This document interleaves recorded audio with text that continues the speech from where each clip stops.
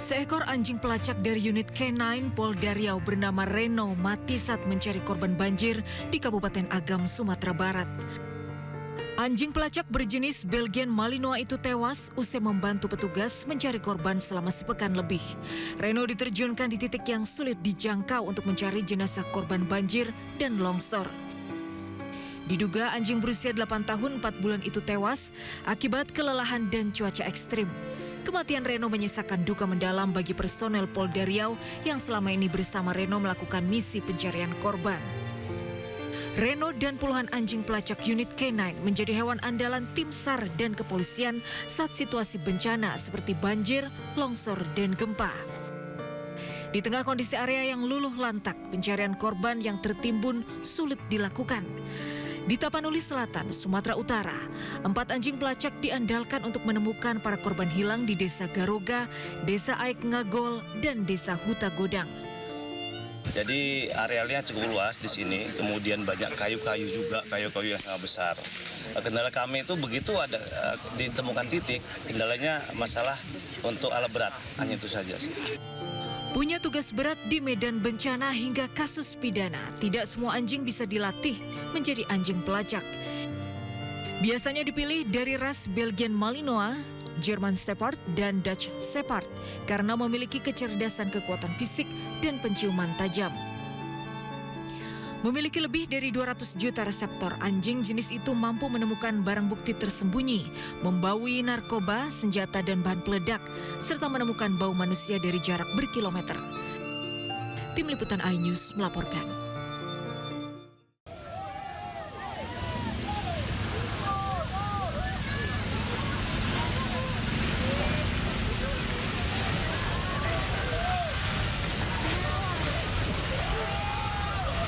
Seperti inilah situasi tanah di jalan raya yang amblas dan ramai menjadi perbincangan di media sosial.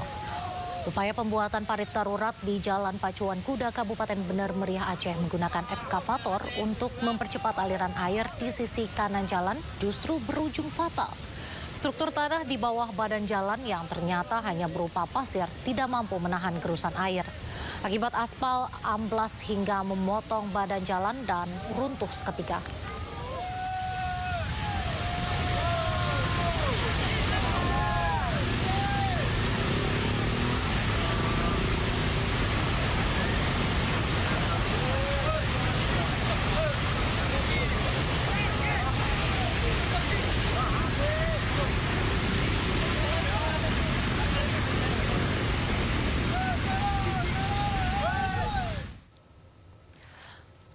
Sementara itu, jumlah korban hilang mencapai 509 jiwa dan sedikitnya 2.700 jiwa terluka.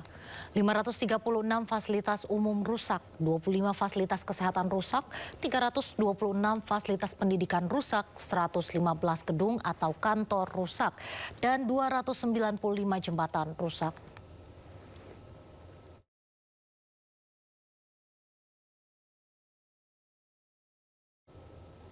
Desa Garoga di Tapanuli Selatan, Sumatera Utara luluh lantak dan terisolasi akibat banjir. Sementara itu puluhan warganya dinyatakan hilang.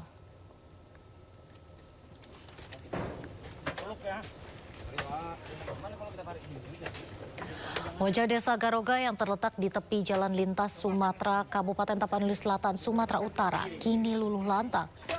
Rumah-rumah hancur tersapu banjir bandang yang membawa batang-batang kayu dan menghantam permukiman. 27 warganya hingga kini belum ditemukan terseret arus deras saat banjir. Sementara itu sawah dan kebun yang menjadi ladang mata pencaharian bagi ratusan kepala keluarga kini lenyap akibat banjir bandang. Dari Tapanuli Selatan, Sumatera Utara, Indra Mulia, iNews melaporkan.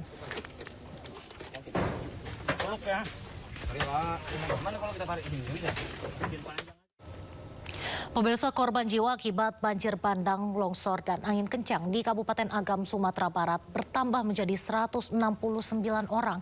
30 diantaranya baru ditemukan pada Rabu dan belum teridentifikasi.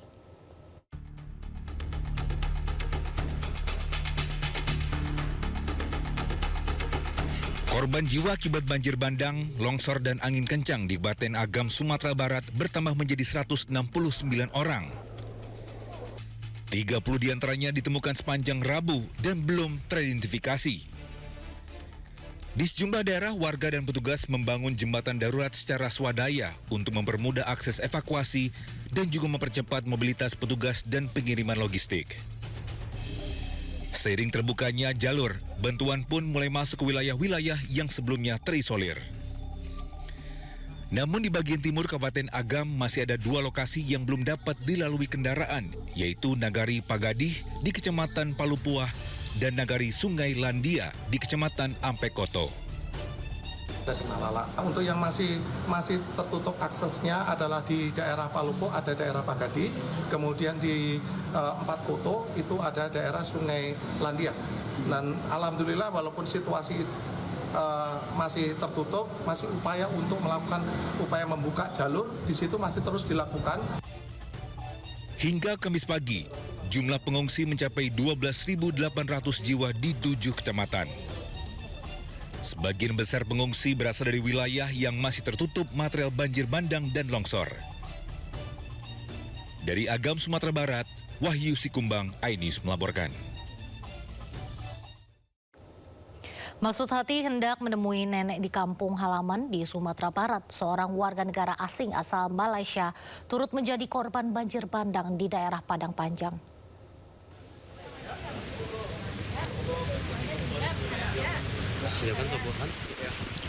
Erna, seorang warga negara Malaysia asal Selangor ini sudah 2 hari berada di posko DVI Rumah Sakit Bayangkara Polda Sumatera Barat dan ingin mengetahui tentang keberadaan anaknya yang bernama Asrul Nizam. Anaknya hilang bersama pamannya di jembatan kembar Padang Panjang akibat diterjang banjir bandang.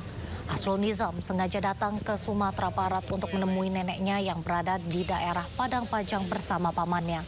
Namun naas, mobil travel yang ditumpangi bersama pamannya tertimpa longsor dan terseret banjir bandang di jembatan kembar Padang Panjang. Hingga saat ini jenazah korban masih belum berhasil ditemukan tim SAR. Hanya paspor milik Nizam yang baru ditemukan di sekitar mobil travel yang ditumpanginya yang dievakuasi dari timbunan lumpur.